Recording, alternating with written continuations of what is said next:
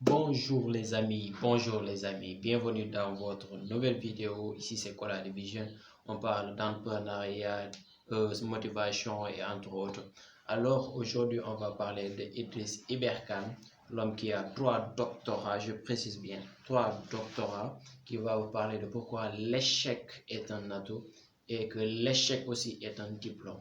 Vous ne pouvez pas réussir sans avoir d'échec.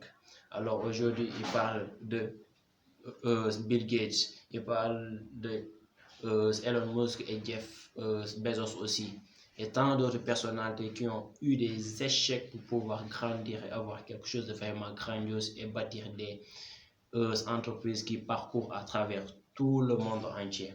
Alors, si vous êtes nouveau ou nouvelle dans cette chaîne, je vous souhaite de vous abonner et activer la cloche de notification pour ne rien rater de nos vidéos. Alors, comme j'ai l'habitude de le dire, sur ce, je vous souhaite bon visionnage et à très bientôt.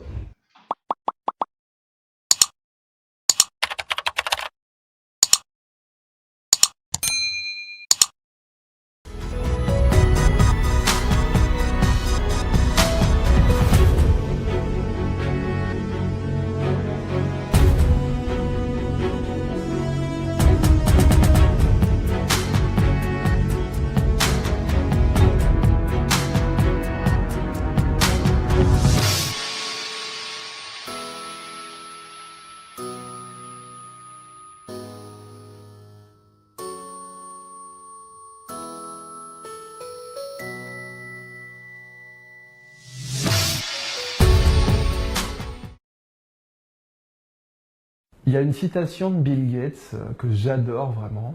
Bill Gates dit « J'ai un ami à Harvard, il a réussi à tous ses examens. Vraiment, le beau gosse, il réussit à tous ses examens, premier de la classe, genre idéal. » Bill Gates dit « Moi, j'ai échoué à des examens, quoi, 1 sur 2. D'ailleurs, il a même pas sa licence, le mec. » Et Bill Gates s'enchaîne en disant « Bah, mon ami, il est ingénieur chez Microsoft. » Et voilà la morale de l'histoire, c'est que l'échec est un diplôme. Et que si vous n'avez pas ce diplôme, ne créez jamais une boîte. Parce que vous pouvez être major de l'X, vous pouvez être le meilleur des meilleurs qui n'a jamais échoué. Si vous n'avez pas le diplôme de l'échec, la création d'entreprise n'est pas faite pour vous. Et vous allez éventuellement passer ce diplôme sur le tas, en créant la boîte, mais votre background en tout cas ne suffira pas à faire tourner la boîte. Je ne connais aucun premier de la classe qui ait créé une entreprise nouvelle, disruptive, qui ait fonctionné, quoi. À chaque fois, ce sont des gens qui ont dû faire face à des échecs profonds. Donc, c'est un des slogans de la Silicon Valley, échoue souvent, échoue tôt, échoue à chaque fois. Dès 84, Steve Jobs était interrogé par François Mitterrand, très belle vidéo où Steve Jobs est interviewé sur FR3 par Christine Ockrent. Et il dit, votre problème en fait en Europe, c'est que chez vous l'échec c'est très grave, alors que nous dans la Silicon Valley on passe notre temps à échouer, quoi. Quand on se casse la figure, on se relève et on recommence. Ça c'est très important. Échouer souvent, échouer tôt, ne pas avoir peur de l'échec. Une psychologue avait fait cette expérience où une mère américaine fait jouer son enfant dans un parc, puis il se casse la figure, et la mère américaine lui dit « mais c'est bien, t'as essayé », et la mère française lui dit « je t'avais prévenu ». Et peut-être que l'équivalent maternel en France, ça serait l'État qui nous prévient que ça va être dur et difficile et que sans lui on pourra rien faire. Je ne sais pas si c'est uniquement ça, mais quoi qu'il en soit, on a peur de l'échec. Et on considère que l'échec, il faut le mettre sous le tapis, quoi. Si vous avez créé une boîte aux États-Unis et que vous l'avez plantée, c'est sur votre CV. En France, c'est une année sabbatique. Vous êtes parti repeindre la grange de Mémé sur votre CV, vous n'avez pas créé une boîte et vous ne l'avez pas plantée. Et si vous avez osé planter une boîte et que vous venez voir un investisseur, il vous rendra limite coupable de revenir le voir. Vous dira, mais attends, tu me fais perdre mon temps, tu as déjà échoué, tu devrais avoir honte, tu devrais t'auto-censurer. Et c'est pareil pour les profits des gens, des start-upers. La plupart des venture capitalistes en Europe vont investir dans les premiers de la classe. Ils vont regarder le CV, ils vont dire oh, ce mec-là est major d'une grande école, c'est lui que je veux. Et c'est dramatique. Vous prenez Pierre Omidyar, le fondateur d'eBay, son CV était naze par rapport à tous les premiers de la classe qu'il pouvait y avoir dans le système des grandes écoles françaises. Personne n'a cru en lui en France, il est parti créer eBay aux États-Unis.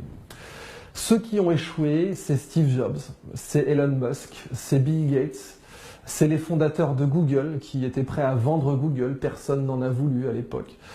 Et vraiment, cette idée que l'échec rend plus fort, elle est pérenne aux États-Unis. Elle était présente en France du temps un peu de l'esprit Jules Verne, mais on l'a perdue, probablement avec les 2 guerres mondiales qui nous ont un peu comment dire, rendu pessimistes et fait perdre notre confiance en nous. Mais voilà, la culture qu'on retrouve dans la Silicon Valley et dans ces zones à forte intensité entrepreneuriale, c'est que l'échec est un diplôme et qu'il nous rend plus forts. Et pour moi, un des meilleurs cas, c'est l'histoire d'Airbnb à l'heure actuelle. Airbnb, donc des gens qui sous-louaient un matelas pneumatique, un airbed, dans leur appartement à San Francisco, parce que San Francisco est une ville de congrès et que plusieurs fois par an, on ne trouve pas une traître chambre d'hôtel dans la ville. Eux se disent, bon, on va louer ce matelas pneumatique, et comme le matelas pneumatique, c'est le degré zéro du confort, on va aussi partager les œufs et le bacon, on n'est pas des bêtes. Et ça s'appelle Airbed and Breakfast, ça marche entre amis. Mais ensuite, ils vont voir des ventures capitalistes, et là, ça se corse, parce que c'est complètement ridicule comme idée.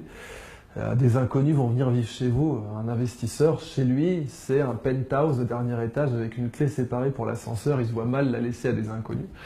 Et donc ça marche pas, quoi. Personne ne veut de leur projet, ils s'endettent et ça n'avance toujours pas. Et puis un jour ils se disent, bon, on va imprimer des boîtes de céréales. C'est une idée complètement farfelue. On va imprimer des boîtes de céréales parce qu'on est dans le breakfast aussi. Et on est en pleine campagne Barack Obama-John McCain. Alors ils font des boîtes de céréales là, avec la tronche de Barack Obama et une autre avec la tronche de John McCain. Puis ils les vendent, je crois, 35 ou 40 $, quoi. Ce qui est fou. Et les gens en achètent. Ils vont en vendre autour d'1 millier. Alors ça va leur redonner confiance en eux, ils vont revoir des investisseurs. Alors on a une super idée, vous allez laisser vos clés à des inconnus. Bon, l'investisseur, excusez-moi, mais bon, si vous n'avez pas d'autre argument à faire valoir, la porte c'est par là. Alors, si, on a un autre argument à faire valoir, on a fait des boîtes de céréales. Hein, quoi, vous vous foutez de moi? Si, regardez, mais ça me dit quelque chose, je les ai vus dans le San Francisco Chronicle. Vous en avez vendu combien de ces boîtes? Oh, 1000. Ah, brave petit, vous avez dû faire 1 000 $ de marge, un truc comme ça. Non, on a fait 40 000.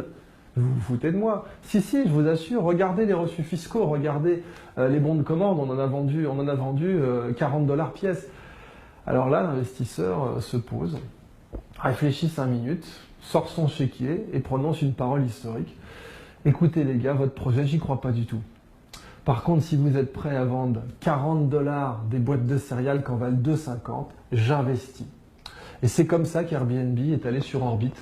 Plein de gens essayaient de faire comme eux, mais eux sont ceux qui ont été prêts à aller jusqu'au bout, à accumuler des tonnes et des tonnes et des tonnes d'échecs sans se considérer coupables. Et ils diront, il faut savoir être un céréal entrepreneur. Parce que vous êtes un céréal entrepreneur quand vous êtes prêt à imprimer des boîtes de céréales pour financer votre projet. Quand l'échec ne vous fait pas peur, quand vous n'êtes pas avec votre bonnet d'âne, quand vous avez complètement, vous vous êtes décomplexé de l'échec et que quand quelqu'un vous dit « Ah, tu devrais avoir honte de revenir après un échec », vous lui dites « Et alors ?» L'échec est un diplôme. J'espère que vous avez appris énormément de choses sur l'échec, car on ne peut réussir dans la vie sans avoir d'échec. Alors, l'échec aussi fait partie du processus pour pouvoir atteindre ce que l'on veut dans la vie. On ne peut commencer quelque chose pendant 1 mois, 1 an et 2 ans et dire non, j'ai pas réussi, je vais laisser tomber. Il faut tout de suite avoir la persévérance et l'esprit créatif de pouvoir continuer, même si c'est difficile. Tu vas entendre énormément de choses, on va te critiquer et énormément de choses dans la vie. Et ça fait partie du processus. Vous comprenez? Alors, l'échec est un diplôme aussi. Merci beaucoup aussi d'avoir regardé la vidéo. Et sur ce, à très bientôt.